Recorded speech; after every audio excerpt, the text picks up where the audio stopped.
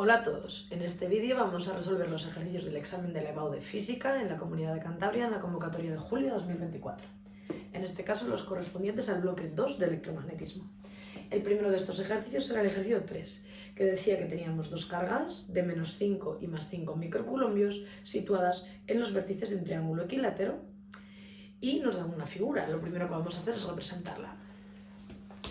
Entonces, con esta representación, lo primero que nos piden, por un punto, es el campo eléctrico en el vértice A. Lo primero que tenemos que hacer es situar un sistema de referencia en este triángulo. Evidentemente, podemos elegir el sistema de referencia que queramos, pero tiene bastante sentido elegir un sistema de referencia en el cual el origen de coordenadas esté entre los puntos B y C, equidistante de ambos, y la línea entre B y C coincide con el eje X. Colocamos el eje Y en vertical, ponemos aquí el origen de coordenadas, eje X positivo, eje X negativo. Lo primero que vamos a hacer va a ser representar cómo es el campo eléctrico que generan la carga 1 y la carga 2 sobre el punto A. Como sabéis, una carga negativa genera un campo eléctrico de atracción. Entonces, sobre este punto tendremos aquí el campo eléctrico generado por la carga 1 en el punto A, que es de atracción, tiene este sentido, la dirección de la recta que los une, y el sentido de atracción por tratarse de una carga negativa. Como podéis comprender, la carga 2 está exactamente a la misma distancia del punto A, pues en este caso, al ser una carga positiva, es un campo eléctrico hacia fuera de la carga, ¿vale? Antes era hacia dentro de la carga por ser una carga negativa, y ahora es hacia fuera de la carga. Y esta flecha tiene que tener el mismo módulo que esta otra, debido a que la carga se encuentra a la misma distancia del punto A y tiene el mismo valor, solo que en este caso positivo en vez de negativo. Si nos mandan obtener la resultante de los campos, una vez que hemos representado el campo eléctrico generado por la carga 2 en el punto A, ya sabéis que para hacer la resultante de los campos lo que se puede hacer es un paralelogramo. Por este punto paralela a este vector y por este otro punto paralela a este vector, y uniendo el origen con este punto que nos ha quedado aquí, ahí tenemos el campo total en A. Esa es la representación gráfica, pero ahora vamos a calcular matemáticamente su valor. El campo eléctrico en A será la suma del campo producido por la carga 1 en el punto A más el campo producido por la carga 2 en el punto A. Como ya sabéis, la expresión del campo eléctrico va a ser K, constante K, por Q1 entre la distancia entre 1A al cuadrado y por un vector unitario en la dirección que une 1 con A, más la constante por la carga 2 entre la distancia entre 2A al cuadrado por un vector unitario en la dirección de 2. ¿De qué nos damos cuenta? K, Q1, Q2 y las distancias son iguales para las dos cargas. Por tanto, todo esto lo podemos extraer factor común.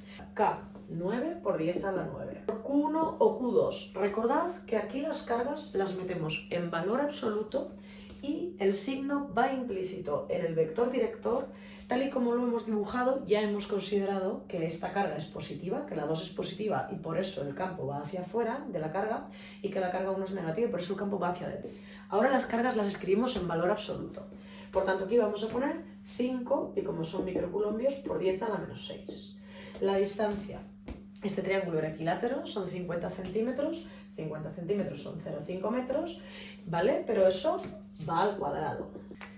Y ahora lo que tenemos que hacer es obtener el vector unitario. Bueno, si tenemos un triángulo equilátero, como debéis saber todos, los tres ángulos de un triángulo equilátero son los tres iguales, igual que lo son los tres lados, y miden los tres 60 grados. Por tanto, aquí va a haber 60 grados, porque este ángulo es igual que este, y aquí también va a haber 60 grados, ¿vale?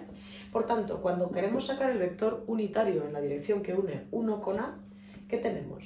Que en el eje X va hacia la izquierda, negativo, por tanto, menos coseno de 60 por Y. Y en el eje Y va hacia abajo, negativo, menos seno de 60, 60 porque 60 es este ángulo de aquí también, ¿vale? Por J. Si ahora hacemos lo mismo con el vector unitario en la dirección que une 2 con A, tendremos que hacia el eje X va en dirección negativa, por tanto tendremos menos coseno de 60 por Y, y en la dirección del eje Y ahora va positivo, más seno de 60 por j. Si os dais cuenta, nosotros cuando hemos sacado factor común, lo que tenemos que hacer es sumar los dos vectores unitarios, ¿vale? Porque hemos sacado factor común lo que es igual, que está rodeado de verde, y nos queda en este término el unitario de 1a y en este término el unitario de 2a. Por tanto, tenemos que sumar estos dos vectores. Pues como podéis comprender, al sumar estos dos vectores, resulta que la parte que va en seno, la vertical, uno va hacia arriba y otro va hacia abajo, tienen el mismo valor, desaparece. Y lo que nos queda es menos 2 veces el coseno de 60.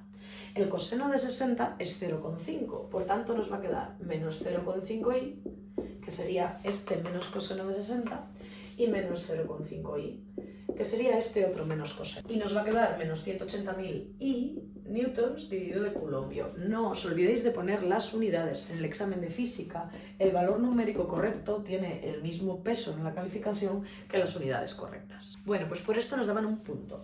Veamos lo que nos piden en el apartado B.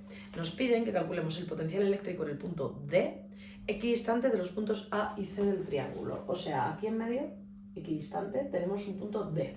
Y nos piden el potencial en D. Para calcular el potencial en el punto D, tendremos que sumar el potencial generado por la carga 1 en el punto D más el potencial generado por la carga 2 en el punto D. La expresión va a ser K por Q1 por la distancia entre 1 y D, más K por Q2 por la distancia entre 2 y D.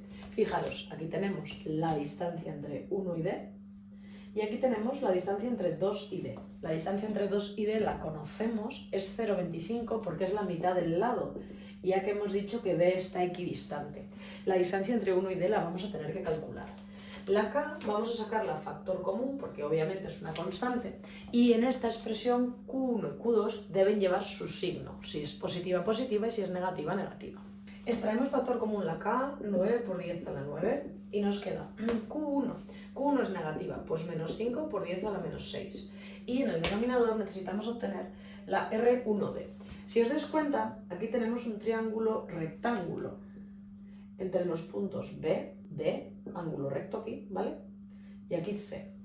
Este lado de aquí, que es la hipotenusa, mide 0,5 metros. Y este otro de aquí mide 0,25 metros, porque es la mitad del lado, ¿vale? Y aquí tenemos la distancia entre 1 y D.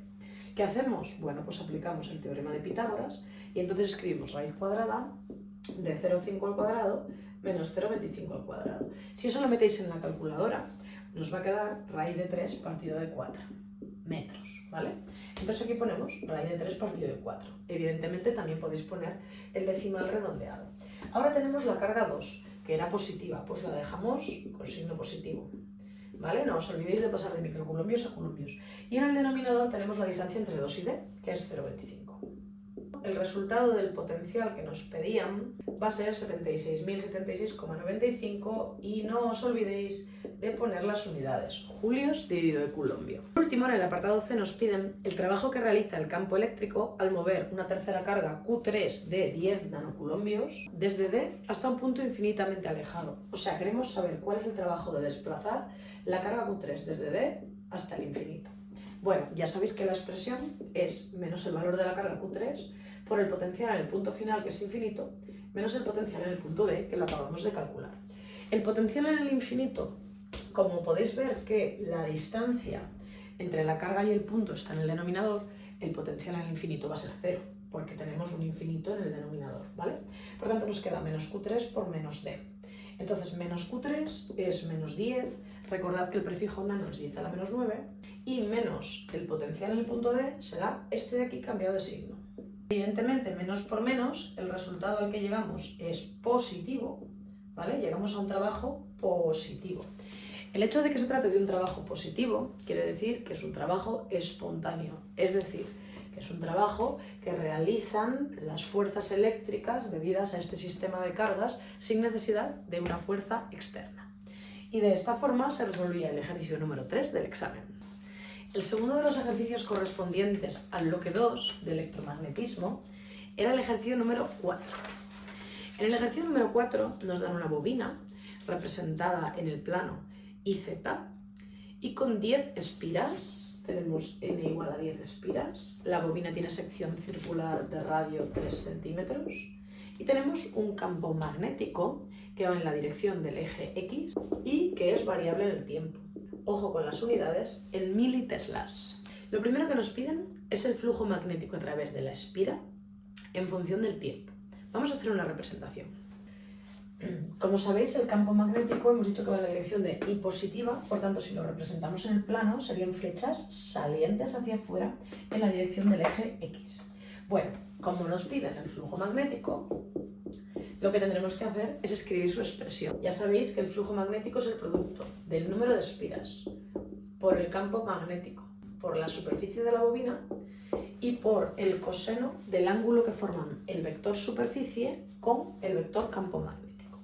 Entonces, si tuviéramos aquí la espira, nosotros hemos dicho en perspectiva, ¿vale?, que tenemos el campo magnético B formando 90 grados con la espira, con el plano de la espira.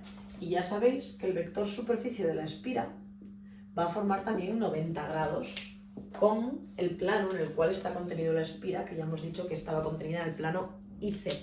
De esta forma, el número de espiras hemos dicho que es 10.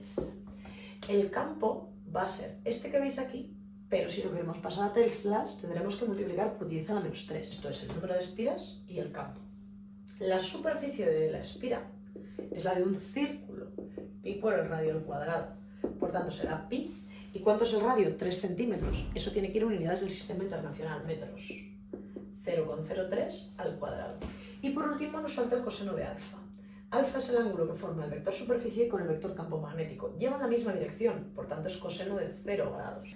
Evidentemente, como el campo magnético era variable en el tiempo, el flujo magnético va a ser también variable en el tiempo. Multiplicamos estos números y lo agrupamos. Y no os olvidéis de poner las unidades. Las unidades del flujo magnético son Webers. Bueno, pues por esto nos daban un punto. En el apartado B, que también vale un punto, nos piden la fuerza electromotriz inducida sobre la espira. La fuerza electromotriz inducida, como ya sabéis, cuando el flujo magnético es una expresión que depende del tiempo, la fuerza electromotriz dependiente del tiempo se obtendrá como menos la derivada del flujo magnético respecto del tiempo, derivando respecto del tiempo. En este caso, cuando derivamos, la derivada de una constante es 0 y la derivada de un polinomio de grado 1, 0,01414 por t, es 0,014, con el menos de delante, 0,014. Las unidades de la fuerza electromotriz son voltios y en este caso la fuerza electromotriz es constante, porque ha desaparecido el tiempo al derivar. Por último, en el apartado C, me dicen que hagamos un dibujo indicando el sentido de la corriente inducida. Como sabéis, la corriente inducida tiene que tener un sentido que provoque un campo magnético que se oponga al campo magnético original o al crecimiento del flujo magnético original. Entonces, nosotros tenemos que la B, que es el campo magnético, es una flecha saliente, es un vector saliente. Nosotros tenemos la corriente inducida, va a generar un campo magnético que se opone. Si utilizamos la regla del sacacorchos, lo que vemos es que la corriente tendrá que ir en sentido horario, así tendrá que ir la corriente, para que, según la regla del sacacorchos, lo que hagamos es producir un campo magnético que entre hacia dentro del papel y que se oponga al campo magnético inicial que nosotros teníamos. Por tanto, la corriente inducida tendrá sentido horario. Con esto hemos resuelto los ejercicios correspondientes al bloque 2 de electromagnetismo del examen. Nos vemos en el próximo vídeo.